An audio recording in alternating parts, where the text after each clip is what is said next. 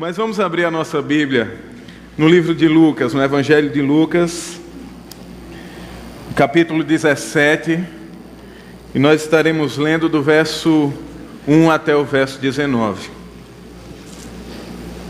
Eu nunca pensei que ia ser tão difícil estar aqui, mas que o Senhor nos dê graça. Gente, vocês já pararam para lembrar em algum momento da infância de vocês? Quando você volta no tempo nos seus 9, 10 anos, o que vem de recordação na sua mente? Eu me lembro muito bem, assim, não faz tanto tempo que eu passei dessa época, eu me lembro muito bem que todas as tardes eu ficava ansioso fazendo a tarefa para quando fosse mais ou menos 4 horas da tarde, eu ir para um terreno baldio que tinha perto da minha casa, lá em Caruaru, jogar futebol com meus amigos.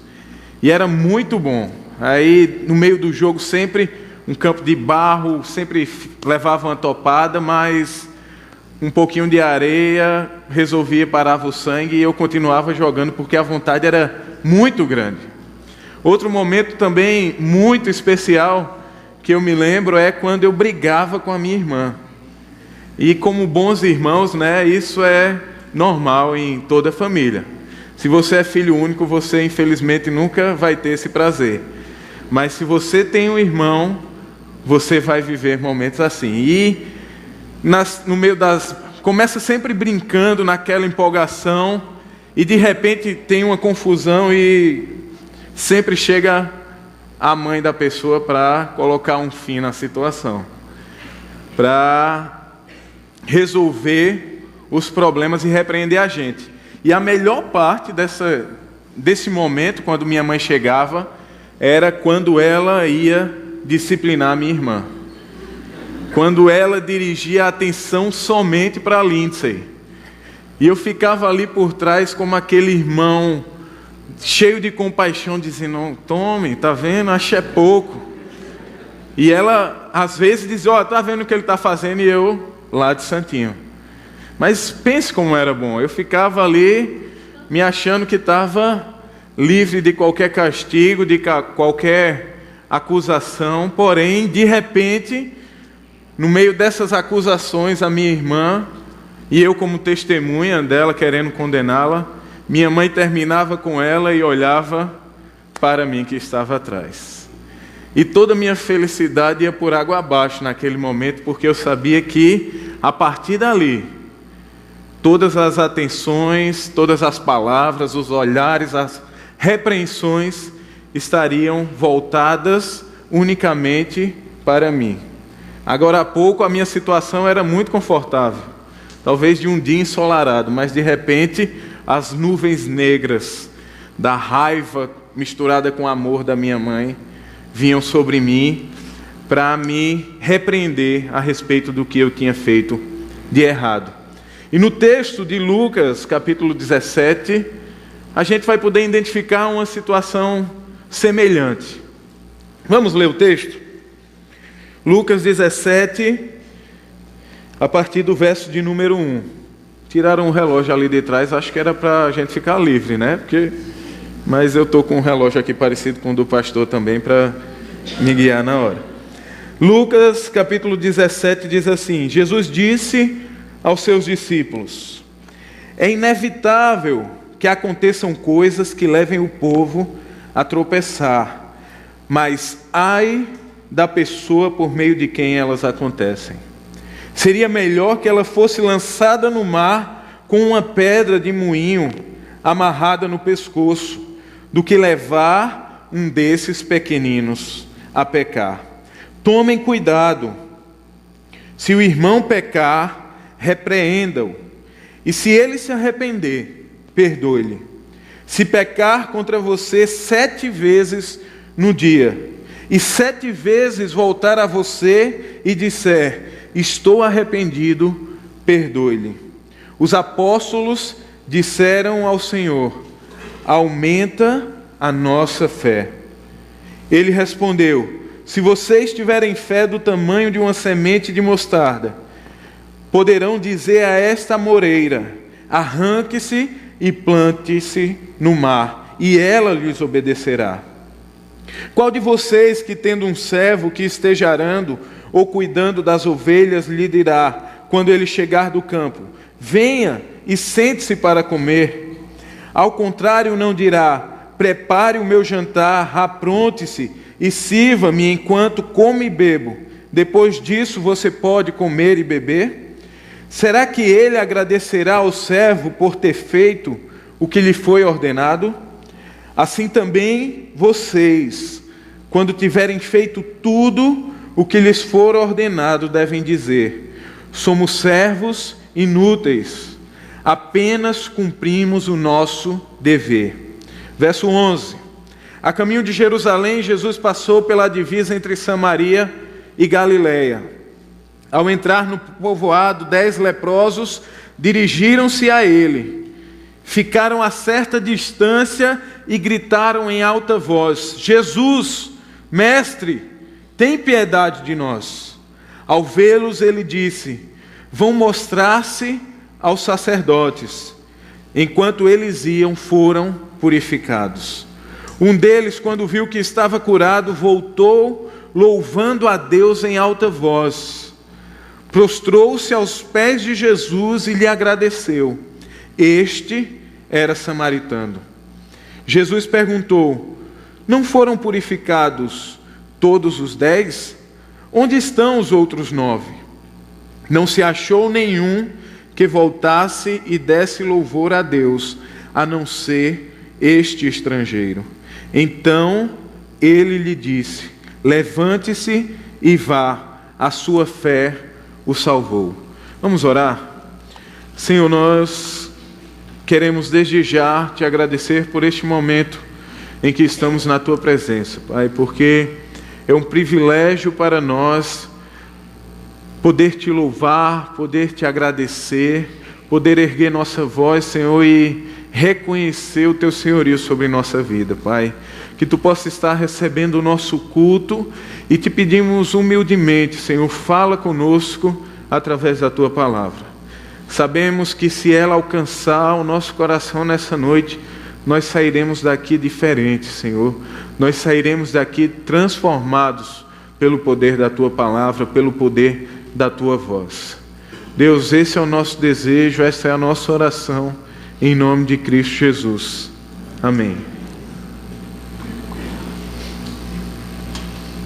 Gente, há alguns capítulos nós temos acompanhado a trajetória de Jesus.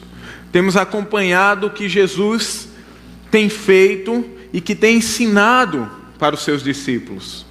E é interessante que há alguns capítulos, desde o capítulo 13 mais ou menos, o cenário parece ser o mesmo.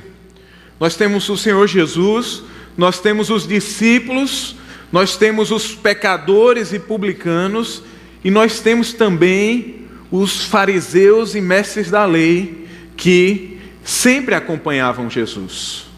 E parece que até o verso 17, até o capítulo 17, todas as palavras de Jesus tinham o objetivo de alcançar esses homens, alcançar principalmente os fariseus e os mestres da lei, que condenavam Jesus, que não gostavam da atitude dele em sentar, comer e beber com homens pecadores.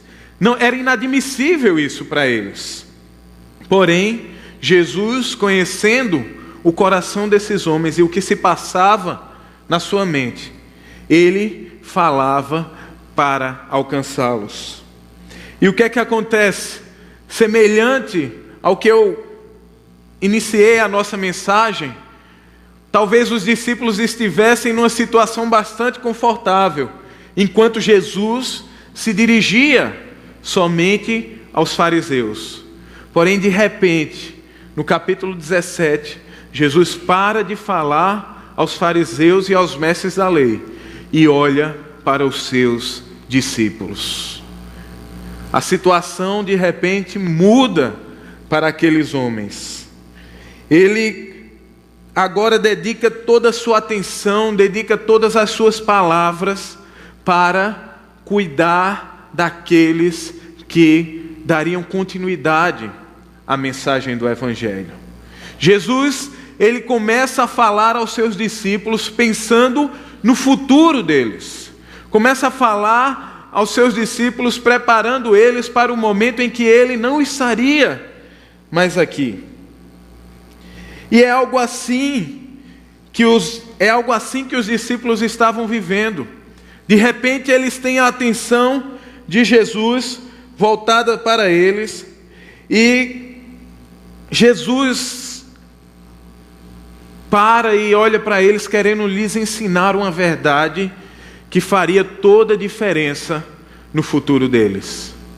A verdade que era preciso para eles ser mais do que seguidores de um mestre. Era preciso para eles ser mais do que meros discípulos. Era preciso para aqueles homens serem verdadeiros discípulos de Jesus. E a pergunta que nós vamos fazer ao texto é: como nós podemos ser verdadeiros discípulos de Jesus? Como eu, como você, como nós na nossa vida podemos viver como verdadeiros discípulos de Jesus? E a primeira resposta está aí no seu boletim, na segunda página. O título saiu diferente, saiu ainda com o da semana passada, mas você pode acompanhar e fazer alguma anotação se for necessário. A primeira resposta para essa pergunta, como nós podemos ser verdadeiros discípulos de Jesus, é a seguinte: nós podemos ser verdadeiros discípulos de Jesus vivendo de maneira digna. Jesus, ele começa a conversa com os discípulos falando de um assunto muito forte, falando sobre dignidade, falando sobre situações que eles viveriam na sua vida que eram inevitáveis, que é comum a qualquer ser humano, qualquer pessoa que está em busca de um objetivo. Jesus começa falando a eles sobre tropeços, sobre quedas, e diz a eles: olha, isso é normal, vocês vão viver isso no meio da caminhada. Vai chegar momentos em que vocês vão errar, vocês vão cair. Porém, o que Jesus queria mostrar para aqueles homens, para aqueles 12 homens que estavam ali ao seu redor, não era somente a questão do errar durante a caminhada, mas era a questão de ser motivo de erro para outros irmãos. Jesus inicia o seu discurso para aqueles homens de uma forma bastante dura. Ele mostra para aqueles discípulos que mais do que pecar durante a caminhada, pior era você ser motivo de tropeço para as outras pessoas. Isso era algo tão sério que Jesus vai dizer: olha, é melhor que você amarre uma pedra de moinho no pescoço e se lance ao mar. Não sei quantos conhecem uma pedra de moinho, mas era uma pedra usada para moer grãos. Geralmente as pessoas tinham essa pedra no seu quintal, na sua casa, na sua cozinha, mas neste caso específico do texto, se tratava de uma pedra que era usada para moer muitos grãos. E ela era tão pesada, ela era tão grande que precisava de um animal para puxar essa pedra. E Jesus disse para aqueles homens: é essa pedra que vocês precisam amarrar no pescoço. É melhor que vocês tenham essa pedra e se joguem ao mar, do que fazer um desses pequeninos cair ou pecar. E quem seriam esses pequeninos? Quem seriam estes que Jesus estava tendo um cuidado especial? O texto nos mostra que, além de pessoas que poderiam ser neófitas ou novos na fé, existiam alguns que estavam ali ao seu redor, que estavam ouvindo o Evangelho, mas que ainda não haviam sido alcançados pelo Evangelho. E a preocupação de Jesus era também com estes pecadores e com estes publicanos que o seguiam. A exortação de Jesus ela é tão séria que no verso do número 1, ele diz: ai daquele por meio de quem essas coisas acontecem. Não sei se você consegue se lembrar, mas essa palavrinha, apenas de 2 letras, ai, ela revela um termo de julgamento usado por Deus quando ia julgar as nações, quando ia julgar o seu povo. E Jesus diz: ai daqueles que fizerem outros pecar. E o que é que acontece? Jesus ele está advertindo os discípulos do mesmo pecado cometido por Davi. Todos conhecem muito bem a história de Davi. Davi um dia mandou o exército para a guerra e em vez de ir para a guerra com o seu exército, ele ficou em casa e na varanda sem fazer nada, desocupado. Ele de repente vê a esposa de Urias e, dominado pelos seus desejos, ele toma aquela mulher para si e, além de adulterar, manda matar o seu esposo. Manda colocar ele bem na linha de frente. E o profeta Natã, quando chega para repreender Davi, diz: por causa da sua atitude, o nome do Senhor é blasfemado entre os seus inimigos. Paulo também adverte os judeus lá em Romanos, capítulo 2, verso 24, dizendo: por causa de vocês, o nome do Senhor é blasfemado entre os gentios. Jesus ele não especificou qual era o pecado. Ele não determinou qual era o pecado e talvez aqueles discípulos pensaram naquele momento: mas eu não sou adúltero, eu não sou assassino, eu não sou um ladrão, eu estou isento dessa acusação de Jesus. E talvez seja esse mesmo pensamento que passe pelas nossas mentes. Nós não cometemos nenhum pecado grave o bastante a ponto de que alguém se desvie, a ponto de que alguém pare de olhar para Jesus por causa do nosso pecado. Mas nós estamos grandemente enganados.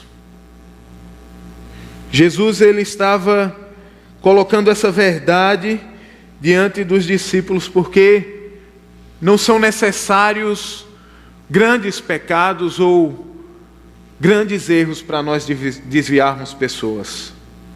Hoje nós vivemos um problema muito sério, que é a incoerência entre aquilo que nós pregamos e aquilo que nós vivemos.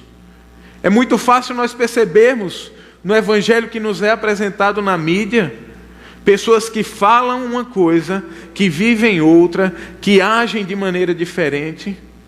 E nós, infelizmente, nos enquadramos nisso.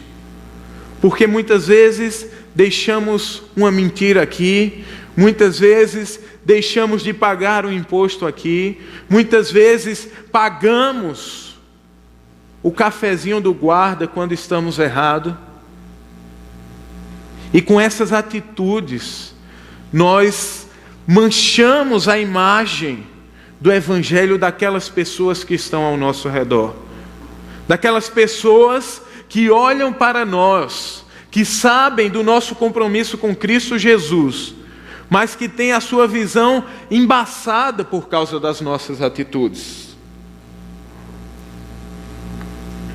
Jesus estava dizendo para aqueles discípulos: olhem, vivam o que vocês pregam. Vivam com dignidade. Não sejam homens apenas de palavras, mas sejam homens que praticam o Evangelho. E eu queria que nós, através dessa verdade, a necessidade de vivermos uma vida digna, nós estivéssemos pensando em 2 aplicações para este ponto. A primeira é que pequenos pecados causam grandes estragos. Não sei se ainda tem um programa na Globo que passava, acho que o domingo de manhã, que era pequenas empresas, grandes negócios. E isso é uma verdade. Pequenos pecados, grandes estragos. Talvez você ache que sua vida de pecados ela está andando muito bem. Porque, como eu disse, você não comete nenhum pecado digno de condenação, ou grande o suficiente para que outras pessoas venham a cair.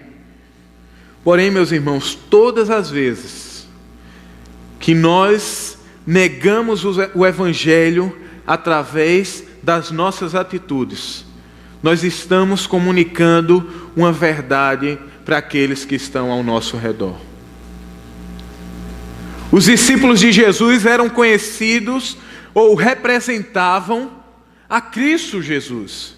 E se eles vivessem de uma maneira que não fosse condizente ao que Jesus pregava ou ao que Jesus vivia, eles estariam comunicando uma mensagem ao povo a respeito do seu mestre.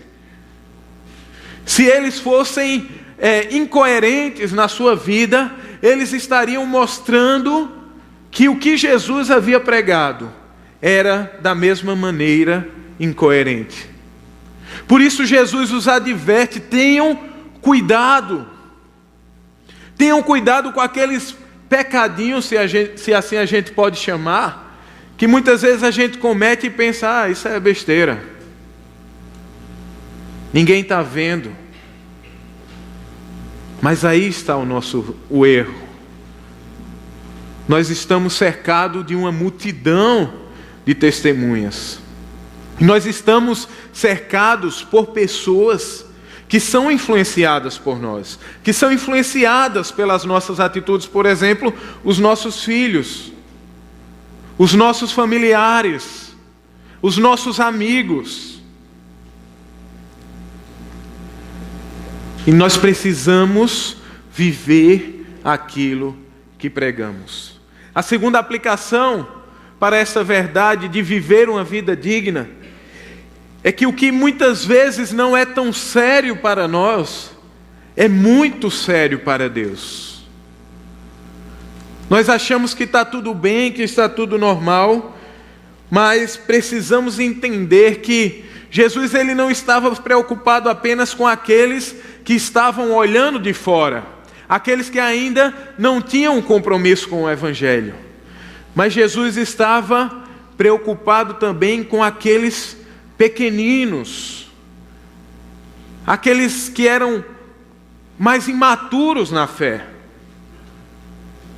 E muitas vezes, e isso acontece principalmente dentro da igreja, nós temos a habilidade de fazer com que pessoas que são, digamos que conhecem menos a palavra de Deus, tropecem. E sabem como nós fazemos isso? Acho que o instrumento principal é a nossa língua. A tal da fofoca é um negócio que devia ter na lei para prender a pessoa. Porque muitas vezes a gente acha que é uma besteira. A gente acha que é normal falar da vida alheia. Tem gente que só se junta com os outros e o primeiro assunto que vem à sua mente: tu sabe o que fulano fez? Talvez você, acho que não, talvez você não conheça ninguém que faz isso. Mas se você conhecer alguém, ou se você for essa pessoa, meu irmão, que hoje a gente possa orar pedindo a Deus que alcance o nosso coração. Nós precisamos ter o cuidado com essas pessoas que estão ao nosso redor e que são alvo do Evangelho, que estão no início da caminhada, para que elas não venham a se desviar por causa das nossas atitudes. E é difícil, muitas vezes, nós termos esse entendimento de que precisamos ser instrumento de bênção na vida do nosso irmão, precisamos ser instrumento de edificação na vida do nosso irmão, através das nossas palavras, das nossas atitudes, através do nosso exemplo de cristão, que muitas vezes é falho. Mas que hoje você possa entender a voz do Senhor falando ao seu coração da necessidade, assim como Ele falou ao meu coração, a necessidade de olhar para essas pessoas e dizer: Senhor, me ajuda a ser instrumento de bênção na vida do meu irmão. Me ajuda a não ser uma pedra de tropeço na vida do meu irmão. Uma segunda verdade que nós podemos extrair deste texto e que vai responder a nossa pergunta: como podemos ser verdadeiros discípulos de Jesus, é uma vida que pratica o perdão. Jesus, ele traz uma situação diante dos discípulos, mais uma vez alertando eles para tomar cuidado. Ele começa a tratar de outro assunto tão importante quanto o tratado, quanto uma vida de dignidade. Só que agora ele diz: tomem cuidado se alguém pecar contra vocês. Jesus, ele inverte a situação. Antes, no primeiro e no segundo versículo, ele fala a respeito do perigo de sermos instrumento para a queda dos outros. E agora Jesus nos alerta para termos cuidado com aqueles que pecam contra nós. E ele diz: se alguém pecar contra você, repreenda. E se ele se arrepender, perdoe-lhe. Só que Jesus, ele vai mais além. Talvez se ficasse até aí fosse muito fácil. E Jesus, ele diz: se alguém pecar contra vocês 7 vezes em um dia, e nas 7 vezes essa pessoa voltar arrependido, o que é que você deve fazer? Perdoar. E quando eu estava estudando esse texto, uma das primeiras coisas que me chamou a atenção foi o que os discípulos disseram depois disso. No verso de número 5, depois que o Senhor ensina isso a eles, os discípulos dizem: Senhor, aumenta a nossa fé. Parece que eles conseguiram enxergar que dentro deles, dentro do homem natural, na natureza do homem caído, não havia essa capacidade. E se nós olharmos para dentro de nós, nós vamos ver algo que é muito difícil. É difícil muitas vezes perdoar uma vez, quanto mais 7 vezes. Mas o que Jesus queria enfatizar aqui não era a questão da quantidade de erros, mas era a questão de sempre haver perdão disponível. Não era se o seu irmão iria pecar contra você 7, 8 ou 70 vezes em um só dia. Mas Jesus queria dizer para eles, independente das vezes que essa pessoa vai pecar contra você, sempre deve haver mais um perdão. Sempre deve haver perdão disponível. E Warren Wiersbe, um dos comentaristas que consultei, falando a respeito desse texto, ele vai dizer que dificilmente alguém é capaz de pecar tanto em um só dia. Mas era justamente a questão de haver perdão no coração dos discípulos que Jesus queria destacar. A situação fica crítica. A resposta dos discípulos a essa proposta mostra isso, que eles não eram capazes. Mas Jesus, ele diz para aqueles homens: olhem, se vocês tiverem fé do tamanho de um grão de mostarda, vocês vão poder dizer para essa moeira, uma árvore grande, se arranque e plante-se no mar. Muitas vezes a gente escuta esse texto, né? Se a gente tiver fé do tamanho de um grão de mostarda, dizendo que a gente pode fazer coisas mirabolantes. Acho que é capaz de você encontrar pessoas que ficam tentando tirar um pé de coco e jogar ele dentro do mar só com o poder do olhar, assim, feito o Superman. Mas se nós olharmos para o contexto desta situação, deste versículo, Jesus conecta ele diretamente ao perdão. Aqueles discípulos estavam achando muito difícil essa situação. Mas Jesus diz: olha, se vocês tiverem fé, não uma fé grande, mas a fé em um Deus que é grande, vocês poderão perdoar.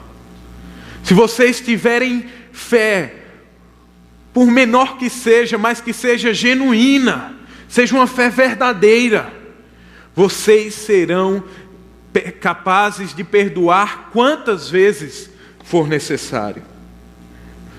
Talvez a dificuldade dos discípulos em ver esse ensinamento na prática seja a mesma que nós temos em nos ver praticando esse ensinamento.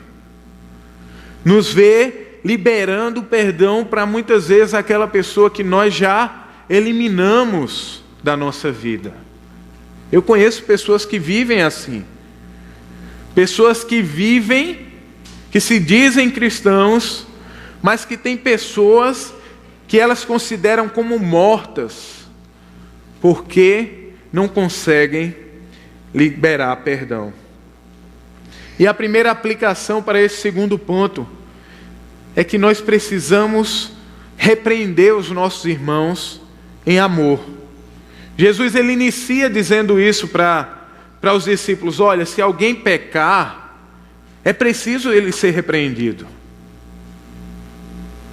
Você não pode ser passivo ou indiferente ao pecado. Você deve repreender. Mas você deve repreender com um objetivo, com uma esperança, que essa pessoa se arrependa.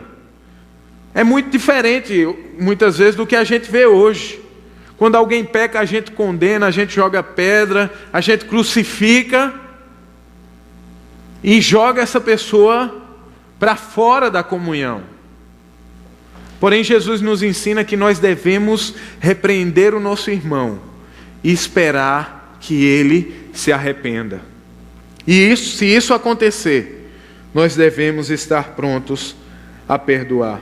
Nós devemos ter humildade suficiente para reconhecer que nós somos tão capazes de errar quanto ele.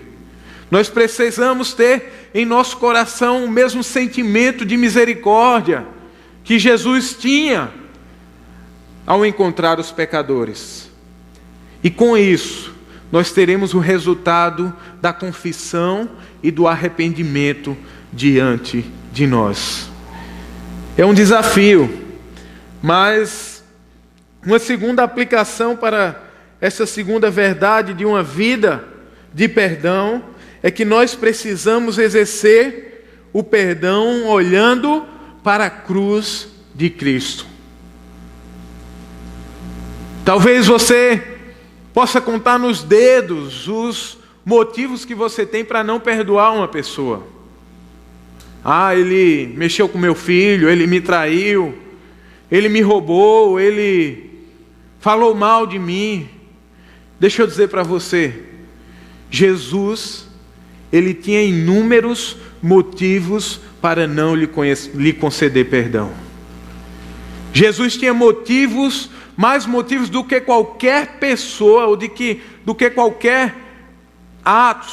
atos que alguém poderia cometer contra você. E mesmo assim, ele nos ofereceu perdão. Mesmo diante de tudo que havíamos cometido contra ele, mesmo diante dos pregos, dos pecados, ele subiu à cruz. E quando estava na cruz, ele orou pedindo a Deus que nos perdoasse. Ele nos perdoou. Para nos dar o perdão, o Senhor Jesus, ele foi até a morte. E nós precisamos, ao ver essa necessidade de liberar perdão para alguém, olhar para aquele que nos perdoou de todas as coisas. Nós precisamos agir como aquele que nos deu o maior perdão que nós necessitávamos. E assim, pelo exemplo de Cristo Jesus, como cristãos, como os discípulos verdadeiros, nós perdoaremos o nosso próximo. A terceira verdade que esse texto nos apresenta, e que vai continuar respondendo a essa pergunta, como nós podemos viver como verdadeiros discípulos de Jesus, se encontra do verso 7 ao verso de número 10. E ele vai dizer que nós precisamos viver uma vida de serviço com fidelidade. Jesus, ele traz para os seus discípulos uma situação que era normal para aquela época. Qualquer família, por mais pobre que fosse, tinha condição de ter um servo, de ter um criado ou um escravo dentro da sua casa. E Jesus apresenta para eles essa problemática. Olha, qual de vocês que tendo um servo, ou qual homem rico que tendo um servo, quando este chegasse do campo, depois de cuidar das ovelhas, depois de cuidar do campo, diria a ele: olha, você chegou, vá jantar, vá descansar. E não diria: prepare a minha comida, me sirva, e depois que eu terminar, vá cuidar dos seus interesses. Jesus apresenta para aqueles homens uma situação que era totalmente impossível de acontecer. Nenhum senhor faria isso. E quando ele pergunta isso, com certeza a resposta que estava na mente daqueles homens era: isso é impossível. Não há possibilidade disso acontecer. E Jesus vai dizer para eles, no verso de número 10, assim também vocês, quando tiverem feito tudo o que lhes for ordenado, devem dizer: somos servos inúteis. Jesus não estava sendo tão bonzinho com aqueles discípulos. Talvez com a mesma dureza que ele falou antes para os fariseus, para os mestres da lei, ele também estava falando para os seus discípulos. Jesus estava querendo dizer para eles: olha, vocês não devem agir dessa maneira. Vocês não devem ser servos que fazem o seu serviço esperando recompensa. Porque vocês não estão fazendo nada mais do que a obrigação de vocês. Essa palavra traduzida por inúteis, ela significa também desnecessário. Ou seja, que não merece coisa alguma.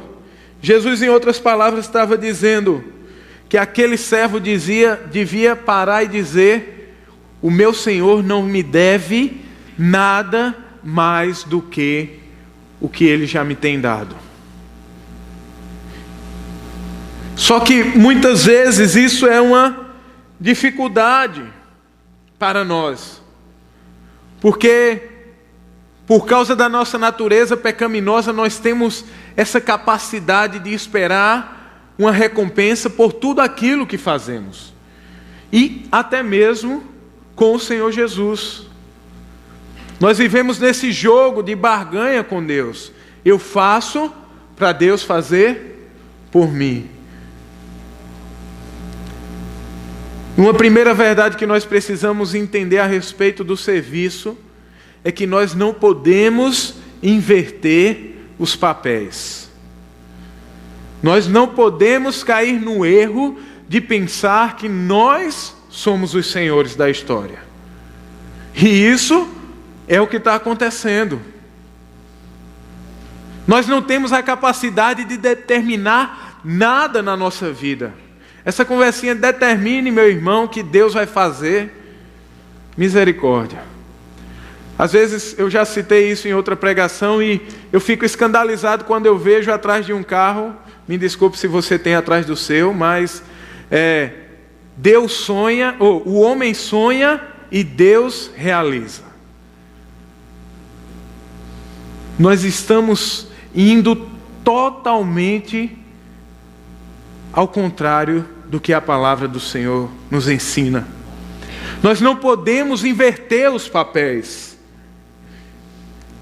Nós não podemos pensar que porque estamos envolvidos na casa do Senhor, nós não podemos pensar que porque nós participamos do trabalho social, nós tocamos no ministério de louvor, nós ajudamos na organização das coisas, nós não podemos pensar que por causa disso, Deus ele tem alguma dívida conosco.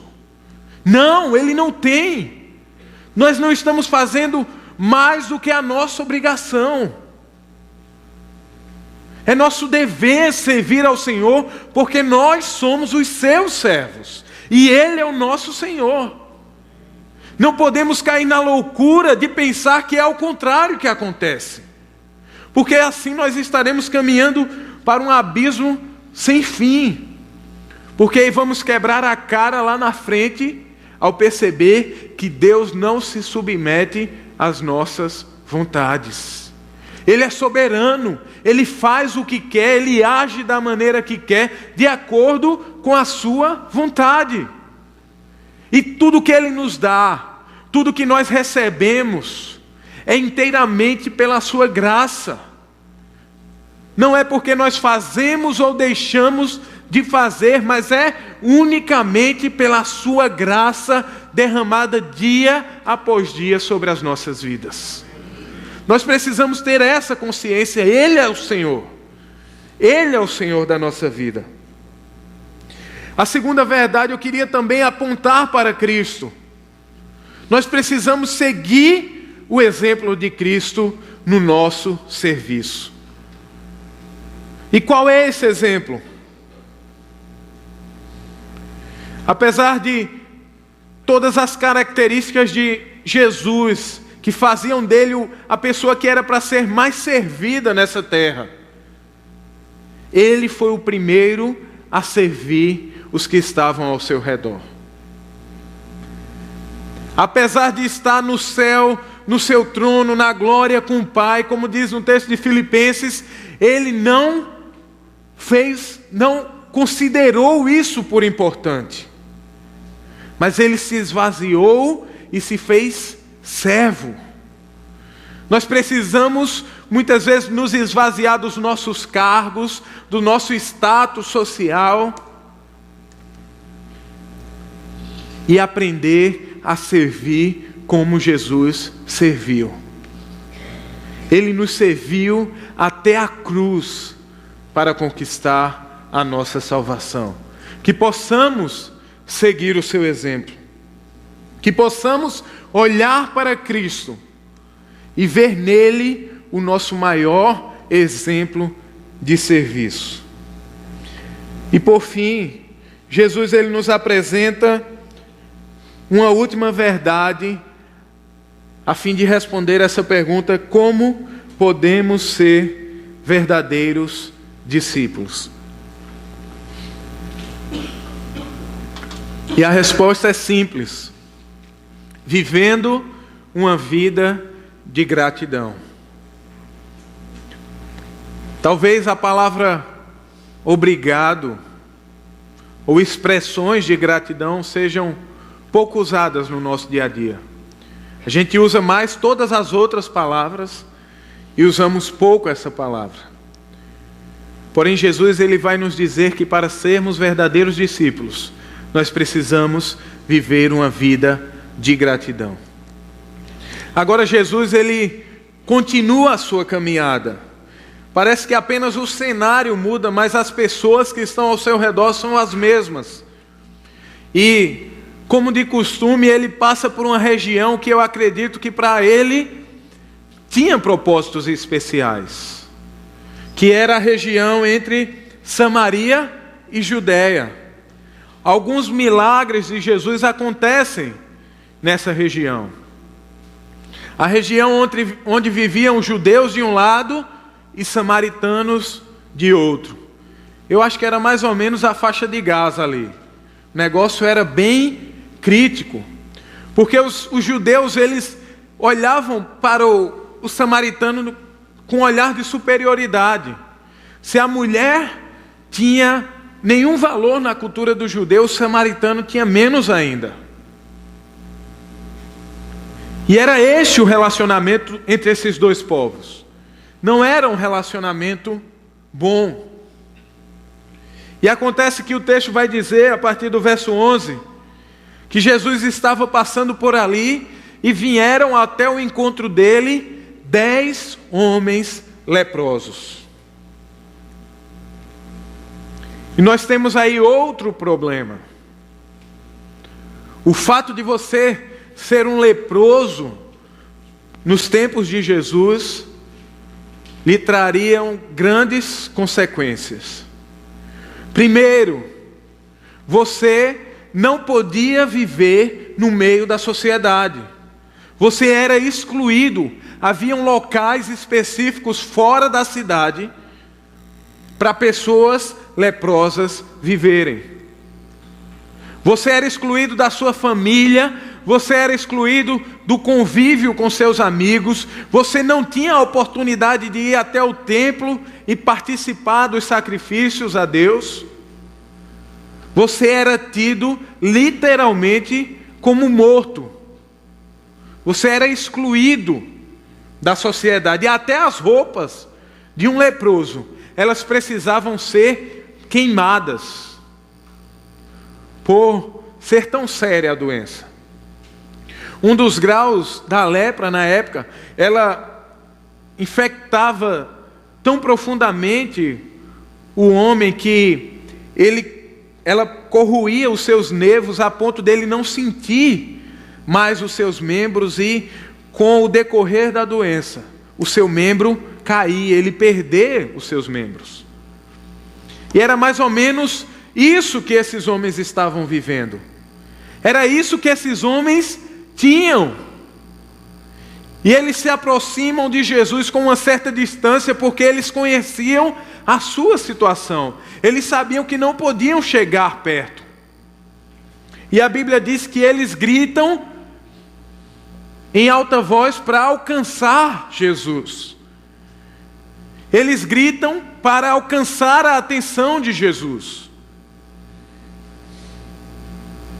E eles dizem: Jesus, mestre, tem piedade de nós. Parece-me que por um momento aqueles homens conseguiram enxergar a luz no fim do túnel. Por um momento aqueles homens viram no seu coração acesa a esperança de sair daquela situação. E Jesus, de uma maneira talvez atípica dos seus outros milagres, ele não chama aqueles homens para perto, ele não toca naqueles homens, ele não faz uma lama na areia para colocar naqueles homens, mas ele diz: vão e se apresentem ao sacerdote. E a Bíblia diz que enquanto eles iam, eles foram curados. Primeiro, nós podemos observar nesses homens que a fé deles,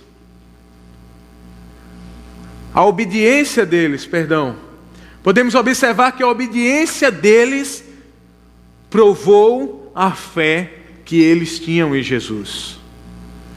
Por que eles haveriam de se apresentar ao sacerdote se eles estavam leprosos ainda? Por que eles haveriam de chegar lá diante do sacerdote e ter o mesmo diagnóstico: vocês são leprosos? Porque eles saíram daquele lugar leprosos. Porém, a fé deles em Cristo Jesus fez com que eles saíssem, mesmo sem ver a cura diante dos seus olhos, mas eles puderam experimentar a cura enquanto estavam cumprindo a ordem do Senhor. Eles foram, e diz o texto bíblico que no meio do caminho eles foram curados, eles foram purificados. E é muito interessante porque 10 passaram pelo mesmo processo. 10 perceberam que foram curados e talvez eles, quando viram que foram curados, correram mais rápido para chegar no sacerdote. Porém e o texto destaca que este era samaritano. Este, ao invés de correr mais rápido ao encontro do sacerdote, ele corre mais rápido no sentido contrário. Ele corre louvando a Deus em alta voz e se prostra aos pés de Jesus. Totalmente diferente da atitude dos outros 9, que o texto nos deixa entender que eram judeus, que eram pessoas que conheciam a lei. Porém, este que era samaritano foi o único que teve a capacidade de voltar e reconhecer a dádiva do Senhor, a cura do Senhor. E Jesus pergunta a ele: não foram 9 que foram curados? O que foi que aconteceu? Será que só foi você que foi curado no meio do caminho?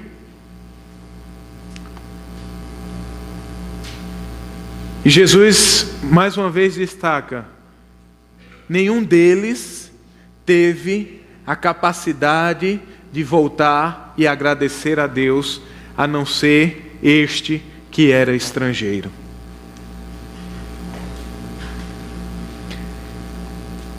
E a parte mais importante dessa história, ela está no último verso de número 19. Então Jesus lhe disse: levante-se e vá, a sua fé o salvou. Aqueles 10 homens experimentaram a cura da sua doença. Aqueles 10 homens experimentaram ver a oportunidade de estar de volta à comunidade. A oportunidade de poder abraçar novamente os seus filhos, a sua esposa. A oportunidade de poder voltar ao templo e participar com a comunidade dos sacrifícios. Porém, somente aquele homem teve a oportunidade de ter de volta, de ter restaurada a sua comunhão com Deus. Jesus diz isso para ele: a sua fé o salvou. Você não foi apenas curado, você foi curado da maior doença que o homem pode experimentar, que é o pecado. Você está salvo. Você teve a comunhão com Deus reestabelecida. E parece que ao voltar no meio da caminhada, aquele homem nos comunica isso. Esta é a primeira aplicação que eu quero fazer deste ponto. Nós precisamos voltar para agradecer a Deus pelo que Ele tem feito. Muitas vezes nós gastamos muito tempo, nós gastamos maior parte da nossa vida nos preocupando com aquilo que nós não recebemos, nos detendo naquilo que nós não ganhamos. Nos esquecemos de agradecer a Deus porque todos os dias, Ele tem tido misericórdia da nossa vida, Ele tem sido o nosso provedor, Ele tem cuidado de nós, Ele tem tido misericórdia quando pecamos, Ele tem nos dado perdão, e muitas vezes nós esquecemos de agradecê-lo por isso.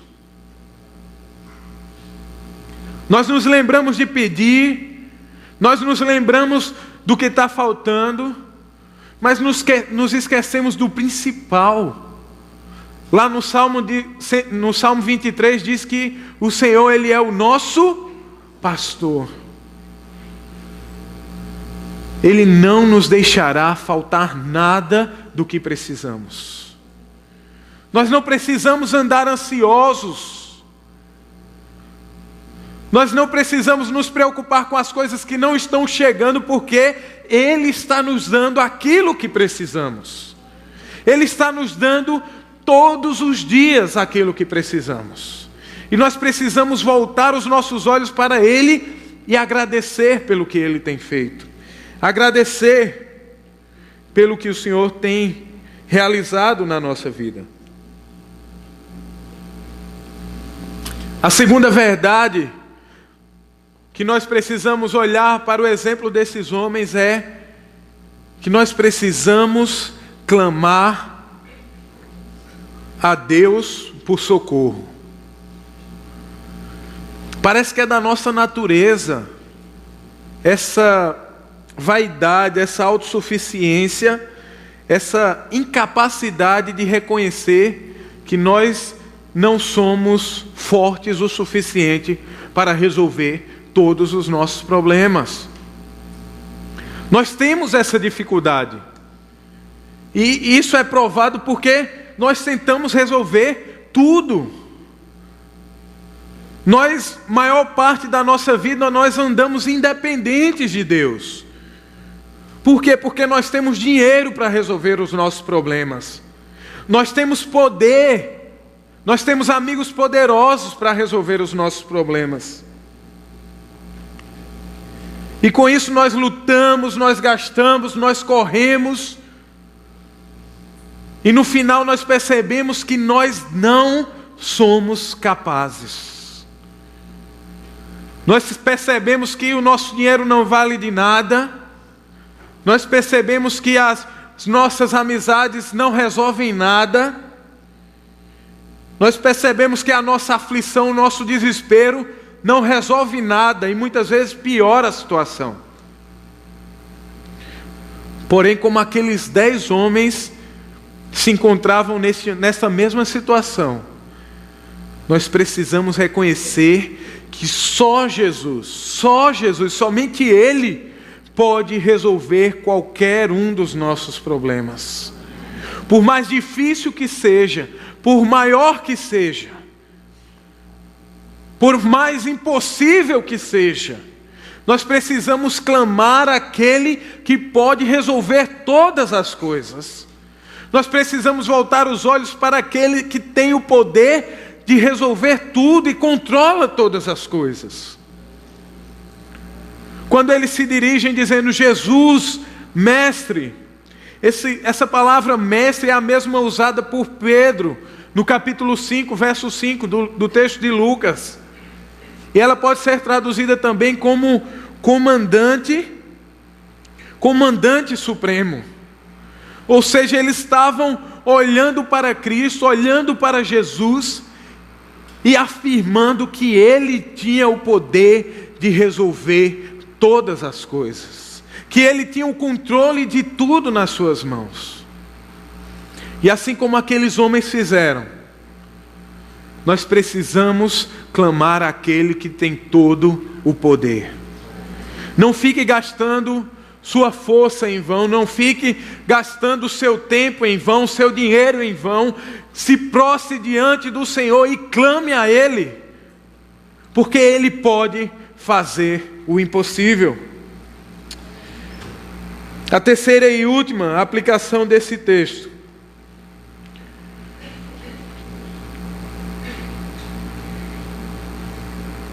De uma vida de gratidão que nós precisamos ter como verdadeiros discípulos,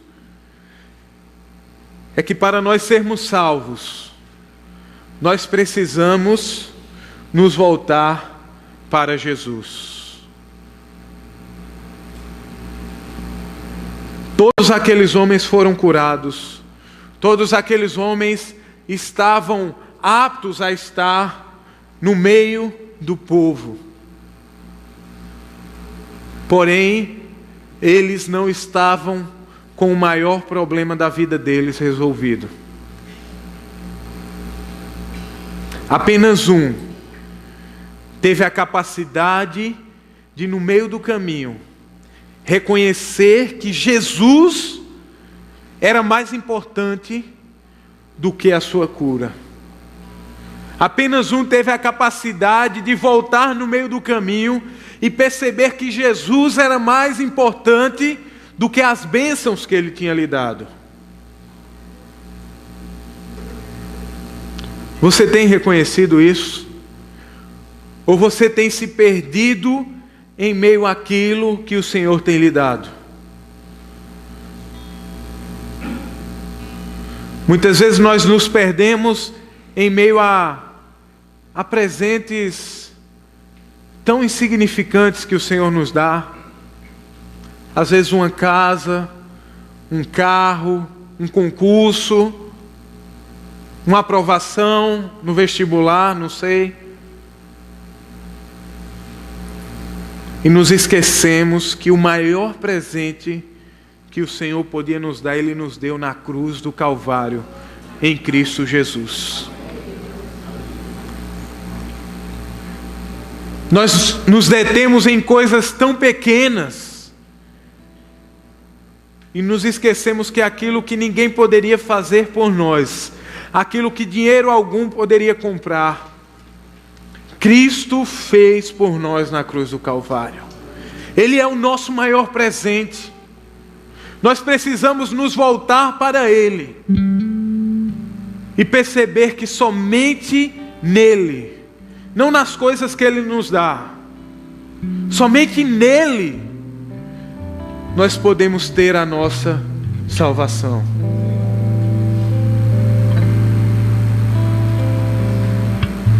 Baixe sua cabeça, feche seus olhos.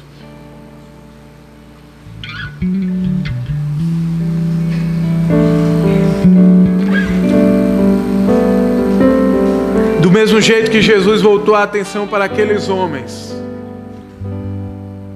para os discípulos, e parou de olhar para os fariseus, Jesus, Ele olha para nós nessa noite preocupado com o nosso futuro. Jesus, Ele não quer que você viva uma vida de religiosidade, não quer que você viva uma vida de frequentar os cultos, domingo após domingo. Ele quer fazer de você um verdadeiro discípulo.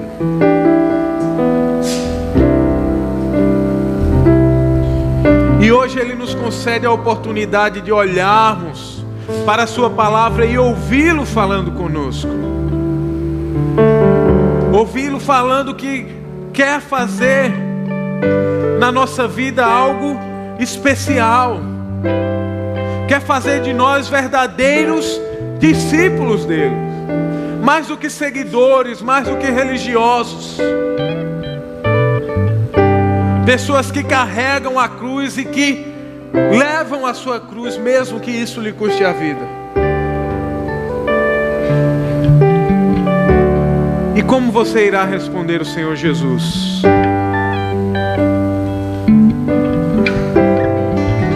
Talvez você possa achar difícil demais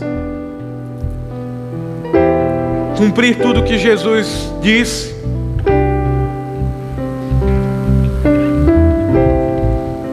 Mas meus irmãos, não é por aquilo que fazemos. Talvez nós vamos continuar tentando e quebrando a cara, caindo, enquanto nós acharmos que por nossas próprias forças somos capazes de cumprir. Mas hoje o Senhor nos convida a olhar para Ele e ter a certeza de que por meio dEle nós conseguiremos alcançar o alvo. Nós conseguiremos ser melhores discípulos. Nós conseguiremos ser verdadeiros discípulos de Jesus.